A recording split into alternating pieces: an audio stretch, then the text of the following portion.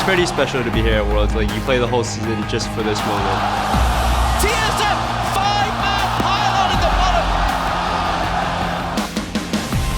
我是乐狗，应该是没什么机会可以在世界舞台上面。Westall slipping and sliding through the entire dark passage front line. 압도적으로 이기고 싶어요, 첫 경기부터. Could it be a triple? Yes, it will. This is what everybody has been waiting for.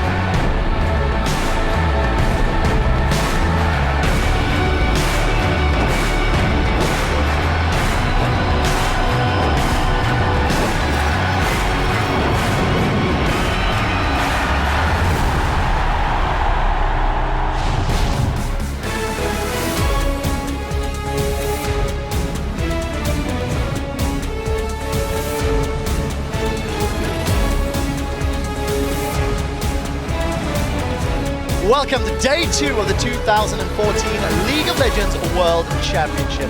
We've got a full day of action as 8 teams from around the world will continue to battle it out for a shot at the Summoners Cup. We were looking live at the National Taiwan University Sports Center just as the Taipei Assassins are actually walking themselves into the venue, getting themselves set up for the first game of the day. This is Gilius as well as Candy Panda in the SK ready room, getting themselves sorted for their match as well. My name is Trevor Quickshot Henry, and joining me to lend their League of Legends knowledge to our special Worlds Analyst Desk is, of course, Evil Genius's Mitch Crepo Forcepulse. Kicking it down the line, we welcome Complexity's Neil Prolly Hammond, formerly of the LCS. On-game net Costa, Christopher Monte Cristo Michaels. Formerly of the LCS. Well as Oh, yeah. David Freak Turley from the North American LCS. I'm still in it. Welcome to the desk, guys. All right, from day one, we have a lot to discuss. We have seen 6 games under our belt. I want to ask everybody what your opinions are. I'm going to start with Prolly. You were watching from backstage. What was your takeaway from the games yesterday and the teams that you saw play?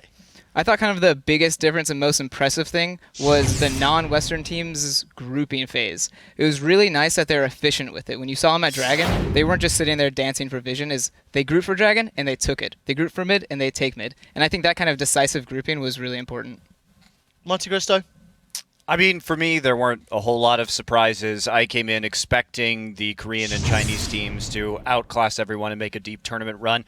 It's exactly what we saw. I'm still waiting for that upset, guys. I'm still waiting. Well, it might happen today. Yeah, I think it still has the chance of happening. What I really learned is that the teams were more mortal than I expected. I agree, Samsung White and the rest of the Korean teams likely are going to be heavy favorites throughout the rest of this tournament. But to kind of look at that Samsung White versus EDG game, White was up 8,000 gold 25 minutes in, and then it took them 43 minutes to win the game. And for 18 minutes, they just sat there not knowing how to close a game out anymore, and that's something you can't keep doing in a tournament of this caliber. Really? You weren't impressed by Split Push Zillion? I was super impressed. That's a CLG special. You must have talked about it's this the backdoor. It's the backdoor, man. Oh, sorry. That's the It's the CLG special. Well, let's roll this one along. Crepo, what's your thoughts on day one? I learned that I was wrong. I pitched TSM to win, and sadly they didn't.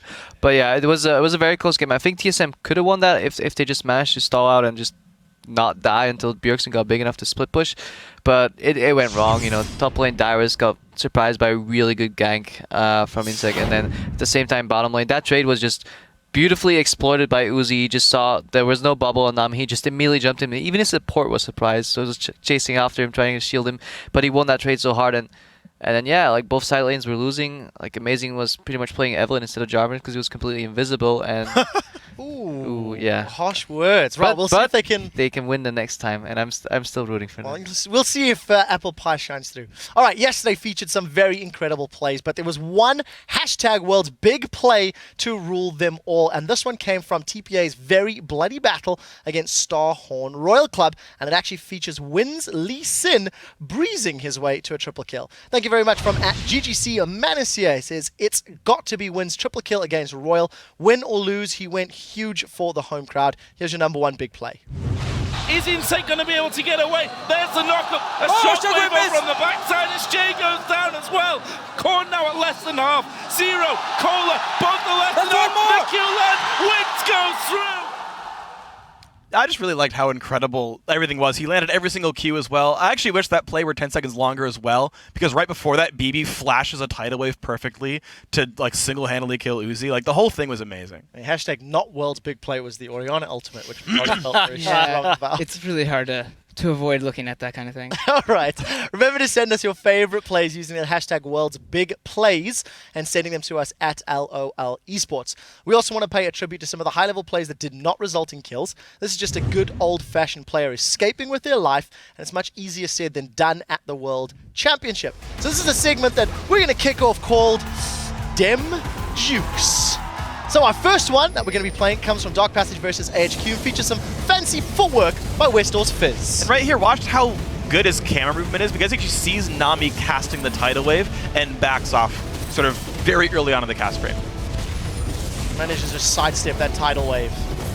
Yeah, well, this is just really decent Fizz control. He just knows the damage is coming, so he's Zhonya's and gets out. But really the most impressive part was indeed sidestepping that tidal wave, because if you don't know, the Lantern, if he clicked that Lantern, he would have gotten cancelled there, and he haven't been able to catch up. But yeah, he just knew exactly what he was doing, and he was on top of his Fizz game. Yeah, Westall on Fizz. I think definitely one of his main champions. Yeah. All right, today the action gets underway with one of the home teams, Taipei Assassins versus SK Gaming from the European LCS. Then the LPL's Edward Gaming takes on Dark Passage, followed by Starhorn Royal Club battling SK. I'm personally looking forward to the TSM versus Taipei Assassins match later in the day, because one of those two teams could be advancing to the quarterfinals. Remember to head over to lolesports.com for a complete schedule and to vote on all of today's matches. You can match your predictions against the guys on the desk. Simply choose the team that you're picking to win, click the thumbs up, and we'll be checking it throughout today's games. Then head over to Twitter. We're asking you once again to share your Worlds experience with us. We want to know, how do you Worlds? Send us pictures of your viewing parties, how you're showing your team spirit, or just what your desk setup looks like and how you're enjoying the games. Use that hashtag Worlds and address them once again to at LOL eSports. We will be combing through some of the best snapshots and send them later in the broadcast. Try beat the guys from Slytherin yesterday. Coming up, we've got our first match of the day with the Taipei Assassins facing off against Europe's SK Gaming. But first, fans have been anxiously waiting to see the best teams from around the world compete, but they are not alone. Even the pros have players and teams that they're excited to watch and play against.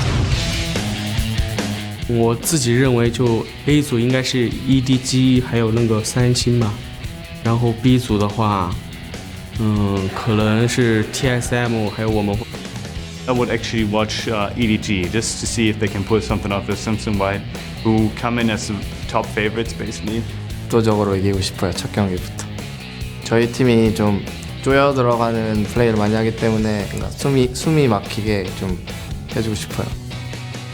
A 的话，我觉得是那个谁送坏的，然后我觉得他们讲过那个 Dandy， 因为 Dandy 嘛，我觉得他是送我觉得打得最好的中国选手。